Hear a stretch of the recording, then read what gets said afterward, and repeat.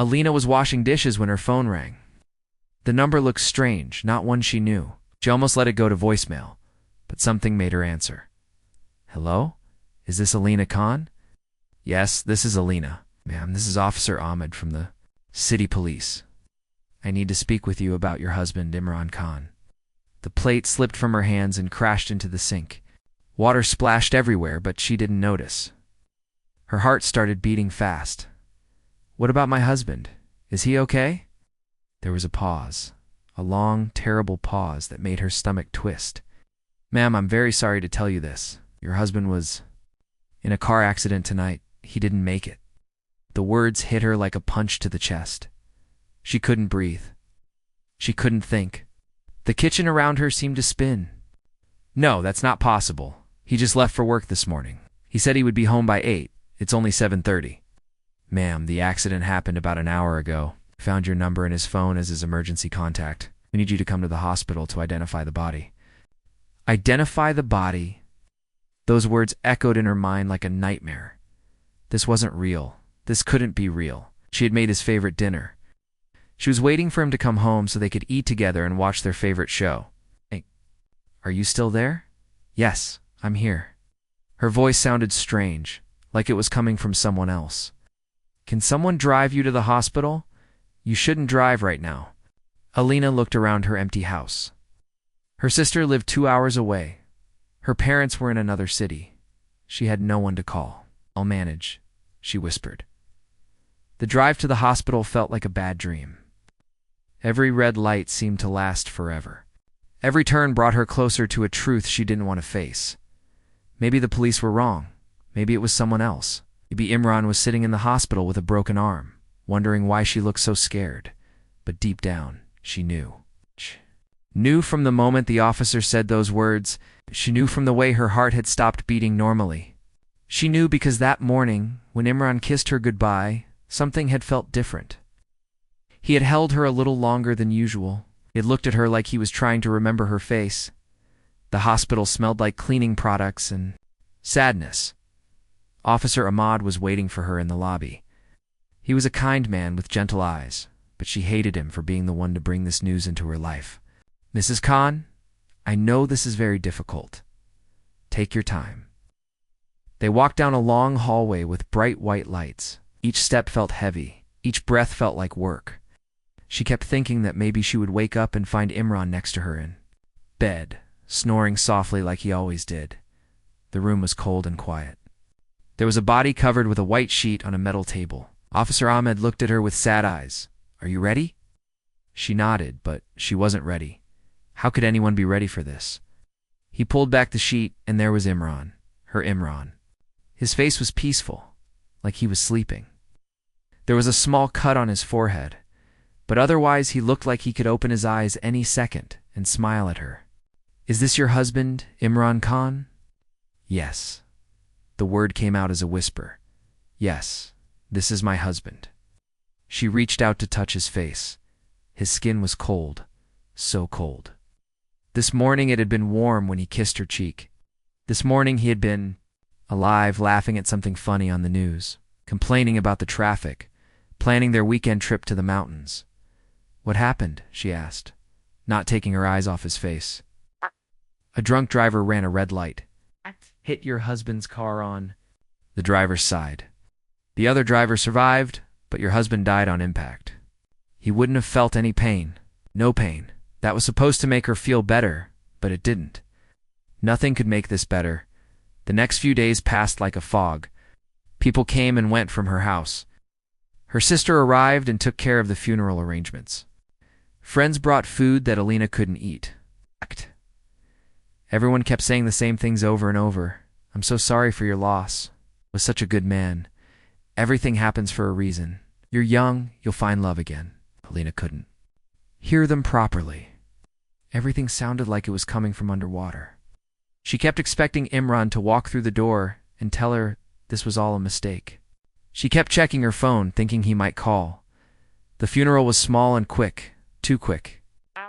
She felt like she needed more time to say goodbye, but before she knew it, they were lowering his coffin into the ground. She threw a handful of dirt on top of it, and that was it. Her husband was gone forever. That night, alone in their house. She sat on their bed and listened to the last voicemail he had left her. It was from 3 weeks ago when he had to work late. "Hi, beautiful. I'm stuck in a meeting that should have ended an hour ago. Don't wait up for me. Just go to sleep. Ow. I love you more than all the stars in the sky. I'll see you in the morning." She played it again. And again. Until she fell asleep holding the phone, her face wet with tears. The next morning, she woke up hoping it had all been a nightmare. But the empty space next to her in bed reminded her that it wasn't. Imran was gone, and she had to figure out how. To live without him, she had no idea that 7 years later, she would hear his voice again. The first year after Imran's death was the hardest. Lena tried to keep living like a normal person, but everything felt wrong. She would wake up and for a few seconds, she would forget that he was gone. Then reality would hit her like a cold wave, and she would remember that she was alone. People meant well, but they said things that hurt her without knowing it. Her sister would call every day and ask if she was eating properly. Her mother would visit and clean the house, talking about how Alina needed to take better care of herself. Friends would invite her to dinner parties or movies, trying to help her feel normal again. But normal didn't exist anymore. Normal was having Imran complain about his boss over breakfast. Normal was fighting over what to watch on TV. Normal was him leaving his socks on the floor and her getting annoyed about it. Normal was gone forever. The worst part was when people started suggesting that she should start dating again. It started after 6 months. "You know, Alina, you're still young," her friend Sarah said one day while they were having coffee. "Imran wouldn't want you to be alone forever." "I don't want to talk about this," Alina replied, stirring her coffee. Harder than necessary. "I'm just saying, maybe it's time to think about moving forward. There are some nice men at my office." Lena put down her cup so hard that coffee spilled onto the table. "My husband died 6 months ago." 6 months. "You want me to go on dates?" Sarah looked hurt. "Was just trying to help." "Well, don't." That was the last time Alina saw Sarah. It was easier to be alone than to deal with people who thought they knew what was best for her. By the second year, the phone calls became less frequent. People stopped inviting her places. They had their own lives to live, their own problems to worry about. Lena was relieved. She didn't want to pretend to be okay anymore. She decided to move to a different city. The house she had shared with Imran was full of memories that made her chest feel tight. His clothes still hung in the closet. His coffee mug was still in the kitchen cabinet. His books were still on the nightstand with bookmarks in them, as if he was planning to finish reading them. She packed everything into boxes, but she couldn't throw anything away. Instead, she put everything in storage and moved to a small apartment 3 hours away from everyone she knew. The new city was supposed to be a fresh start. But Alina realized she didn't want to start fresh. She wanted to stay exactly where she was, frozen in time, holding on to every memory of Imran like they were precious jewels. She found a job at a small library. It was quiet there, and she could spend her days surrounded by books without having to talk to many people. The work was simple and predictable. She would check and return books, help people find what they were looking for, and organize the shelves. It was peaceful in a way that the rest of her life wasn't. Every night, she would come home to her empty apartment and heat up a frozen dinner. She would sit on her couch and listen to Imran's old voicemail, the one from 3 weeks before he died, where he said he loved her more than all the stars in the sky. She had saved it on her phone, and she played it every single night. Sometimes she would play it twice. His voice was the only thing that made her feel like he was still real, like their life together hadn't been a dream. The third year was when her family started to worry seriously. Her sister came to visit and was shocked by how thin Alina had become. Her mother cried when she saw the empty apartment with barely any furniture. "This isn't healthy," her sister said. "You can't live like this forever." "I'm fine," Alina replied. But she knew it was a lie. She wasn't fine. She was just surviving, day by day, breath by breath. "You need to see someone. A doctor, a therapist, someone who can help you." "Help me with what? My husband is dead. No one can help me with that." Her sister tried to hug her, but Alina pulled away. she didn't want comfort. Comfort meant accepting that this was her life now, and she wasn't ready to accept that. By the 4th year, even her family had given up trying to change her mind. They would call on holidays and her birthday, but the conversations were short and awkward. What was there to say? Her life had no news, no changes, no excitement. She worked, she came home, she listened to the voicemail, and she went to bed. Twice. A year, she would drive back to her old city to visit Imran's grave. She would bring fresh flowers and sit next to his headstone for hours, telling him about her boring job and her quiet life. She would tell him that she missed him, that she didn't know how to be happy without him, that she was waiting for him to come back even though she knew he never would. The 5th and 6th years blended together. Alina realized that she had become a ghost of herself. She existed, but she wasn't really living. She went through the motions of life without feeling anything. Her coworkers at the library were kind to her, but they didn't really know her. She didn't have friends. She didn't have hobbies. She didn't have dreams or plans or hopes. She had only one ritual that mattered to her. Every night, she would sit in the dark and listen to Imran's voice saying he loved her more than all the stars in the sky. It was the only time she felt connected to anything real. Sometimes she wondered if this was how she would spend the rest of her life. Alone, quiet, holding on to a voice from the past. It wasn't much of a life, but it was the only one she knew how to live. She had no idea that everything was about to change. She had no idea that in just a few months her phone would ring with a call that would turn her world upside down. She had no idea that the voice she listened to every night would speak to her again. It's live and real and impossible. For now, she was content to exist in the silence, surrounded by books and memories, waiting for nothing and no one. It was a Tuesday evening in October when Alina's life changed forever. She had just finished her shift at the library and was walking home through the quiet streets. The autumn air was cold, and she pulled her coat tighter around herself as she thought about the evening ahead. It would be the same as always. Heat up some leftover soup, watch the news, and listen to Imran's voicemail before going to bed. Her phone buzzed in her pocket as she climbed the stairs to her apartment. She pulled it out and saw that she had missed a call from an unknown number. The number looked strange, not like any she had seen before. It was probably a telemarketer or someone trying to sell her something she didn't need. She unlocked her door and threw her keys on the small table by the entrance. Her apartment was dark and quiet, just the way she liked it. She turned on one lamp and sat down on her couch, still holding her phone. The missed call notification was still on her screen. Usually, she would just delete missed calls from unknown numbers, but something made her pause. Maybe it was the way the numbers looked, or maybe it was just curiosity. She had so few surprises in her life that even a spam call might be interesting. She pressed the voicemail button and put the phone to her ear. At first, there was only silence. Then she heard breathing, soft and careful. Her heart started beating a little faster. This didn't sound like a telemarketer. Then a voice spoke, and Alina's world stopped. Alina. The voice was quiet, almost a whisper, but she knew it. She knew it better than her own voice. She knew it better than anything in the world. Alina, it's me. Her hand started shaking.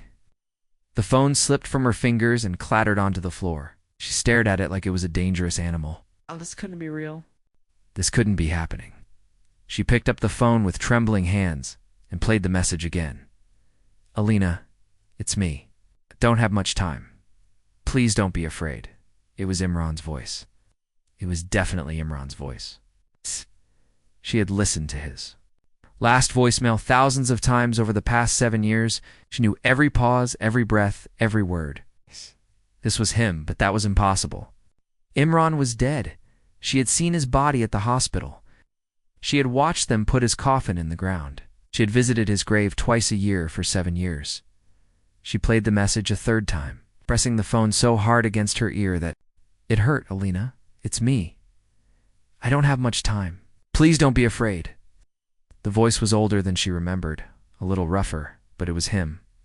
The way he said her name, the way he pronounced each word, the slight accent he had never quite lost from his childhood, it was all exactly right. Alina stood up so fast that she felt dizzy. She paced around her small living room, her mind racing. This had to be a joke. Some cruel, terrible joke. But who would do such a thing? Who even remembered Imran anymore? Most people had forgotten about him years ago. Maybe she was losing her mind. Maybe 7 years of grief had finally broken something in her brain. Maybe she was hearing things that weren't there. She sat back down and played the message one more time. The voice was still there, still real, still impossible. Alina, it's me. I don't have much time. Please don't be afraid. She noticed something else this time. There was noise in the background. Traffic sounds, like he was calling from a busy street, and his breathing sounded nervous, like he was scared or in a hurry. Her hands were shaking so badly now that she could barely hold the phone. She tried to call the number back, but it went straight to a recorded message saying the number was no longer in service. She tried again. Same message. She tried a third time, pressing the button so hard she thought she might break the phone. Still nothing. Alina sat in her dark apartment, staring at her phone, trying to make sense of what had just happened. There had to be an explanation. There had to be a logical reason for this. Maybe someone had recorded Imran's voice from somewhere and was using it to play a trick on her. But why and how? She had never posted any videos of Imran online. She had never shared recordings of his voice with anyone. Maybe it was someone who sounded like him, but no, she would know. She would know his voice anywhere, even if she heard it in a crowd of 1,000 people. Maybe she was dreaming. Maybe she had fallen asleep on the couch, and this was all a nightmare. She pinched herself hard on the arm. It hurt, and she was still awake. She played the message again and again and again. Each time, she heard something new. The way he said, "Don't be afraid," sounded like he was trying to comfort her, like he knew this would be shocking. The way he said, "I don't have much time," sounded urgent, like he was in danger. By midnight, she had listened to the message at least 50 times. She had tried calling the number back 20 times. She had checked her phone to make sure it wasn't broken or playing tricks on her. But no matter how many times she listened, no matter how many explanations she tried to think of, the truth remained the same. Someone who sounded exactly like her dead husband had called her and left a voicemail. She didn't sleep that night. She sat on her couch until the sun came up, holding her phone, staring at the voicemail notification. Sometimes she would play it again, just to make sure it was still there. Sometimes she would try to call the number back, hoping it would work this time. When morning came, she called in sick to work. She couldn't imagine sitting at the library, checking in books and helping people find romance novels. When her entire world had been turned upside down, she made a cup of coffee with shaking hands and sat at her kitchen table, trying to think. Clearly, she needed to figure out what was happening. She needed to find out who had called her and why. But first, she needed to accept the impossible truth that was staring her in the face. The voice on the phone was Imran's voice. And somehow, impossibly, he might still be alive. The next morning, Alina walked into the police station with her phone in her hand. She had barely slept, and her eyes were red from crying and staying awake all night. She knew how crazy her story would sound, but she had to tell someone. Had to find out what was happening. The police station was busy, full of people with their own problems. Lena waited in line behind a man reporting a stolen car and a woman filing a complaint about her neighbor's loud music. When her turn came, she approached the desk where a young officer sat, typing on his computer. "I need to report something strange," she said, her voice shaking slightly. The officer looked up at her with tired eyes. "Kinda strange. I got a voicemail from my husband yesterday, but my husband died 7 years ago." Taiping stared at her. "I'm sorry, what?" "My husband died in a car accident 7 years ago. Yesterday, someone called my phone and left a voicemail. It was his voice. I'm sure of it." The officer leaned back in his chair. "Ma'am, are you sure? It wasn't just someone who sounds like your husband. Sometimes when we miss someone, we can imagine things." "I'm not imagining it. I know his voice better than anything. Someone is using his voice to call me, and I need to find out who." The officer sighed. "Ma'am, this sounds like a prank call. Or maybe a scam. Some people use voice technology to trick people these days. They record voices and then use them to fool family members. But how would they get his voice? He's been dead for 7 years? Maybe from an old video on social media? Or something." Look, I can take your information, but there's not much we can do about prank calls unless someone is threatening you or asking for money. Alina felt tears starting to form in her eyes. You don't understand. This isn't a prank. Something is wrong here. Did the caller ask for money or personal information? No, he just said my name and told me not to be afraid. The officer gave her a sympathetic look. I'll file a report, but honestly, my advice is to block the number and try to forget about it. Grief can make us see and hear things that aren't there. Lena left the police station feeling more frustrated than when she had arrived. They thought she was crazy or delusional. Maybe she was. She couldn't just forget about the voicemail. She had to find answers. She spent the rest of the day at the library on the public computers, searching for information about the phone number that had called her. She found websites that claimed they could trace any phone number, but most of them wanted money and looked like scams. Finally, she found a free service that at least told her the phone company that owned the number. It was a prepaid phone bought with cash, registered under a fake name, that made her heart race. Why would someone go through so much trouble to hide their identity just to make a prank call? That evening, she called her old friend Marcus, who worked with computers. Marcus had been friends with both her and Imran, and he was one of the few people who still kept in touch with her. Alina, hi, it's been a while. How are you doing? Marcus, I need your help with something. It's going to sound crazy. What's wrong? She told him about the voicemail, about the police, about the untraceable phone number. Marcus listened without interrupting, which she appreciated. Can you send me the voicemail? He asked when she finished. Yes, but Marcus, I need you. To be honest with me? Do you think I'm losing my mind? I think you're dealing with something very strange. Send me the recording and let me see what I can find out. Lena sent him the voicemail and waited. An hour later, Marcus called her back. Alina, I've been analyzing the audio file. Can't find any signs that it's been edited or artificially created. Someone faked this. They did a very good job. What does that mean? It means either this is the most sophisticated voice fake I've ever seen, or someone who sounds exactly like Imran called you. But that's impossible. Imran is dead. I know, but I found something else. The background noise in the recording includes sounds that are specific to a certain part of the city. There's a particular bus route and a construction site that I can identify from the audio. You can tell where the call was made from. I have a general idea. There are only a few places where those specific sounds would come together like that. The next day, Marcus met Alina at a coffee shop near the area where he thought the call had been made. He had printed out maps and marked the locations where the background sounds might have come from. It's probably somewhere in this 3-block area, he said, pointing to the map. They spent the afternoon walking around the neighborhood, looking for security cameras that might have recorded something. Most of the businesses they asked said they didn't keep their security footage for more than a week.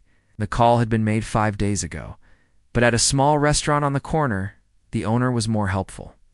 He had a new security system that kept footage for a month, and he was willing to let them look at it after Alina explained her situation. They sat in the restaurant's office, watching hours of boring security footage on a small screen. Cars driving by, people walking past, nothing interesting. Alina was about to give up when Marcus suddenly stopped the video. Look at this. On the screen, they could see a man standing on the sidewalk across the street. He was holding a phone to his ear, and he was looking around nervously like he was worried about being seen. The video quality wasn't great, but there was something about the way the man stood, the way he moved, that made Alina's heart stop. Can you make it clearer? She whispered. Marcus tried to zoom in and enhance the image, but it was still blurry. The man was wearing a baseball cap and sunglasses, so his face was mostly hidden, but his posture, the way he held his shoulders, the way he shifted his weight, from one foot to the other while he talked on the phone, it all looked familiar. Marcus, she said, her voice barely audible. That looks like Imran. Marcus stared at the screen. Alina, that's impossible. I know it's impossible, but look at him. Look at the way he stands. They watched the footage again and again. Talked on the phone for about 2 minutes, then hung up and walked away quickly, disappearing around the corner. We need to follow where he went, Alina said. Alina, even if this person looks like Imran, it doesn't mean anything. Lots of people have similar body language. But Alina wasn't listening. She was staring at the screen, at the blurry figure who moved like her dead husband, who called her with her dead husband's voice. For the first time in 7 years, she felt something other than sadness. She felt hope, and it scared her more than anything. A week passed after finding the security footage, and Alina could barely function. She kept thinking about the man in the video, the way he moved, the way he stood. Every time she closed her eyes, she saw that blurry figure walking away from the camera. She was sitting in her apartment on a Thursday evening, eating soup that had gone cold, when her phone rang. Unknown number again. Her heart jumped into her throat as she answered. Hello? Silence for a moment, then breathing. Then that voice, Alina. I'm sorry, this time she didn't drop the phone. She gripped it tighter and sat up straight. Who is this? She whispered. I'm sorry I left you. I couldn't protect you back then, but I never stopped loving you. The line went dead. Alina stared at the phone, her whole body shaking. This was the second call, and this time he had said more. He said he was sorry for leaving her, said he couldn't protect her. What did that mean? She immediately called Marcus. Called again, she said as soon as he answered. What did he say? He apologized for leaving me? He said he couldn't protect me back then, but he never stopped loving me. Marcus was quiet for a long moment. Alina, this is getting serious. Someone is playing games with you. They're being very cruel. What if it's not a game? What if it's really him? Then we need to find out what happened 7 years ago. If Imran is alive, if he faked his death, there has to be a reason. That night, Alina couldn't sleep. She kept thinking about the voicemail. About the words, I couldn't protect you back then. What had Imran needed to protect her from? Their life together had seemed so normal, so safe. But the more she thought about it, the more she remembered strange things from their last few weeks together. Imran had been nervous about something. He had been checking the locks on their doors. More often, he had been looking over his shoulder when they walked down the street.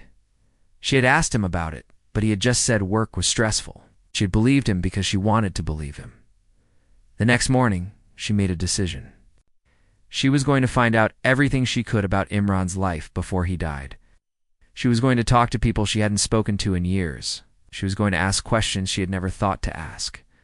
She started with his old job. Imran had worked at a small accounting firm downtown. She had met his coworkers a few times at office parties, but she had never really gotten to know them well. The receptionist at the accounting firm looked surprised when Alina introduced herself. Oh my goodness, you're Imran's wife.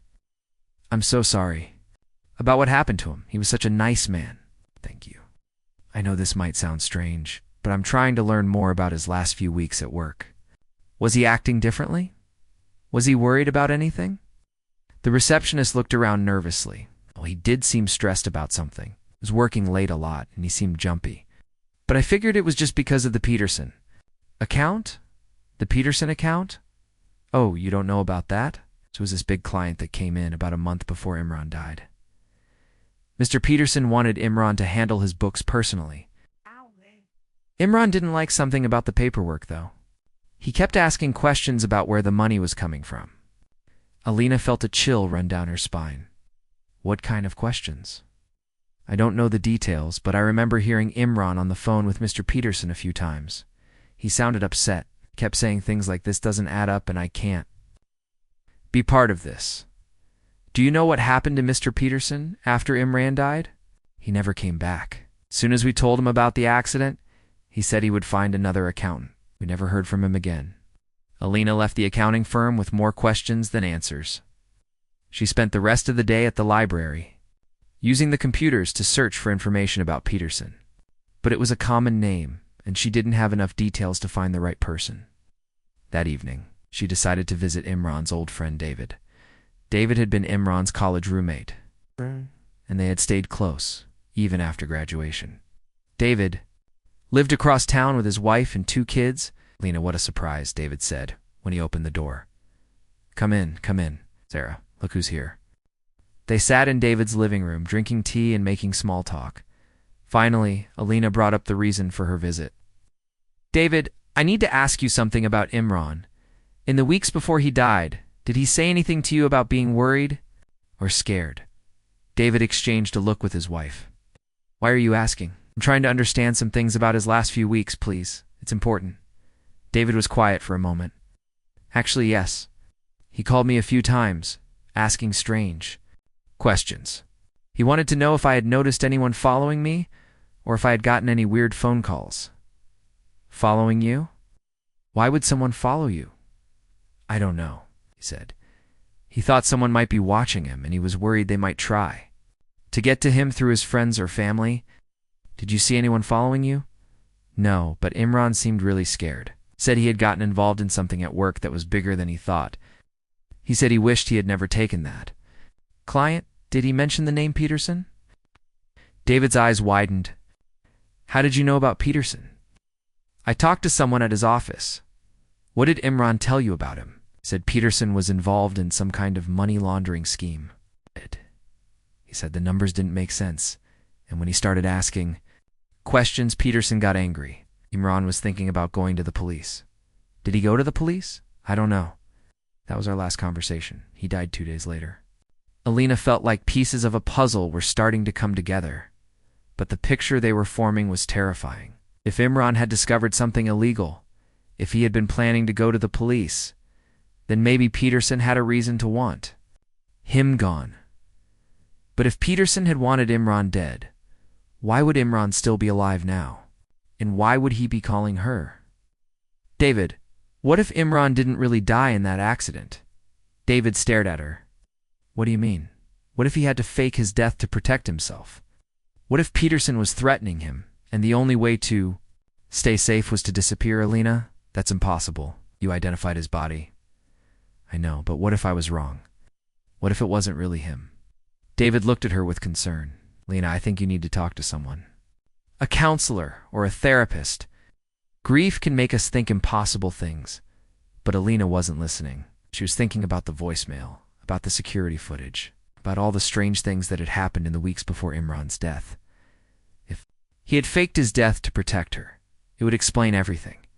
It would explain why he had been so nervous, why he had been checking the locks, why he had been looking over his shoulder.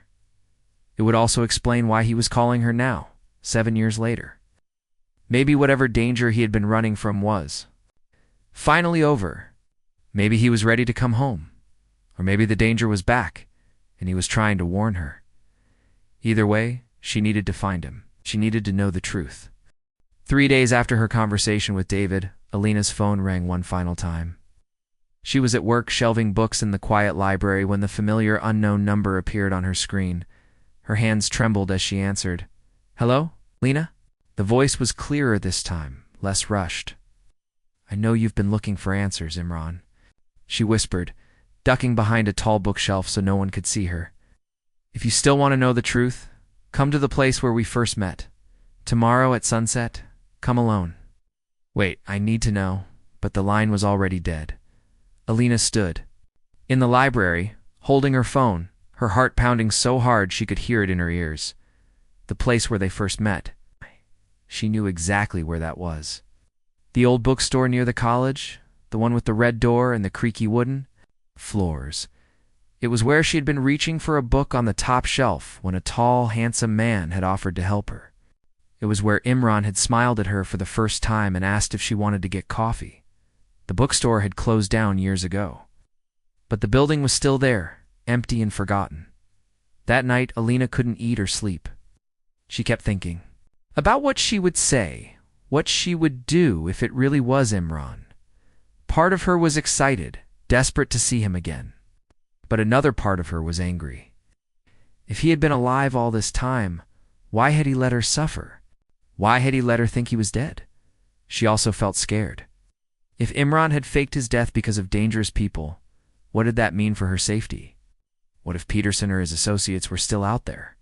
The next day crawled by like torture. Every minute felt like an hour.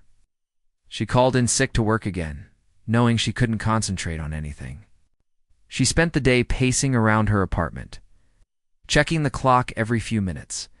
As the sun began to set, she walked to the old bookstore. The neighborhood had changed over the years. Some of the buildings were abandoned, others had been turned. into trendy restaurants and coffee shops. But the bookstore building looked exactly the same, just older and more run down.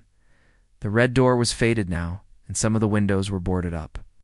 There was a for-lease sign in the window that looked like it had been there for years. Alina stood across the street, watching the building.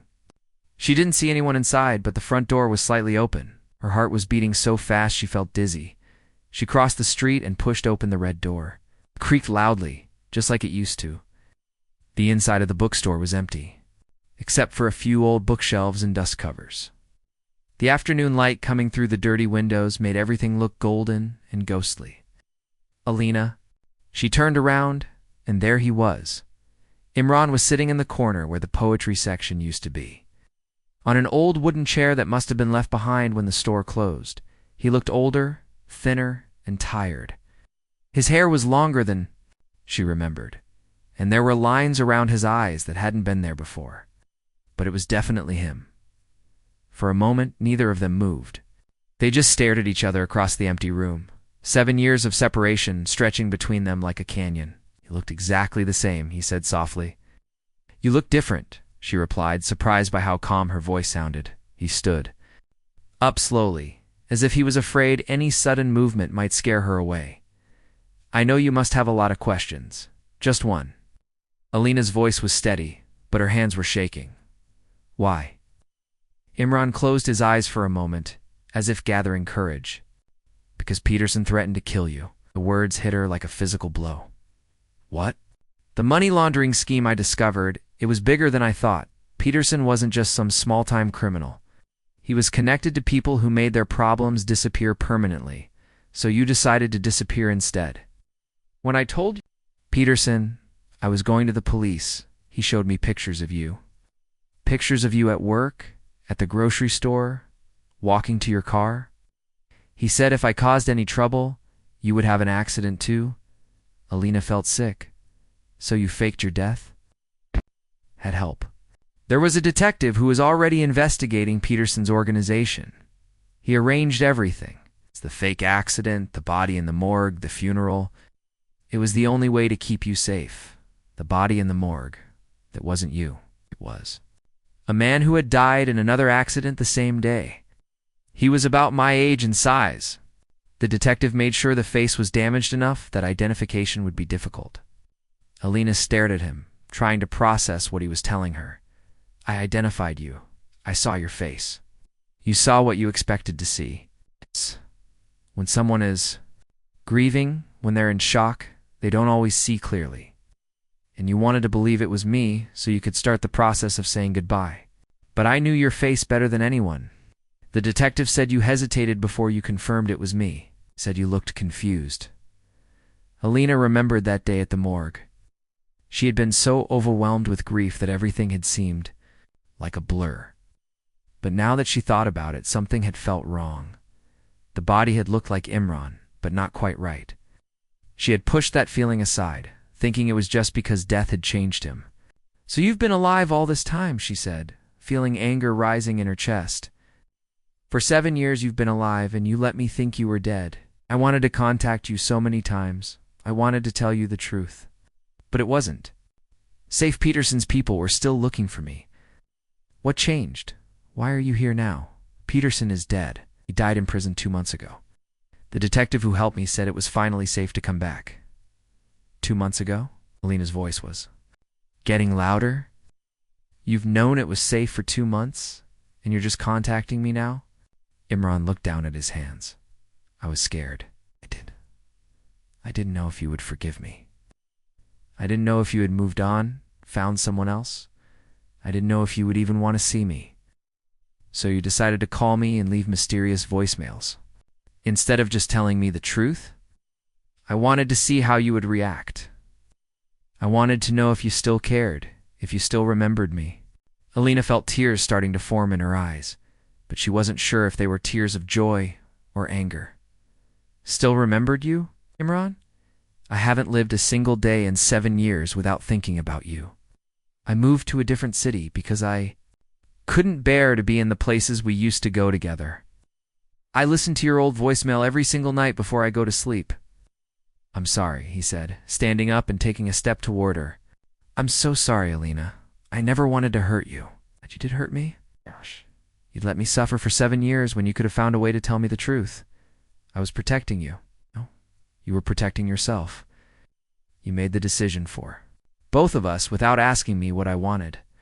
They stood facing each other in the empty bookstore, the same place where they had fallen in love, now filled with 7 years of pain and secrets. I know I don't deserve your forgiveness, Imran said, quietly. I know I can't take back the pain I caused you, but I never stopped loving you, not for a single day. Alina wiped away a tear that had started rolling down her cheek. I don't know how to forgive you. I don't know how to trust you again. I understand, but I also don't know how to stop loving you.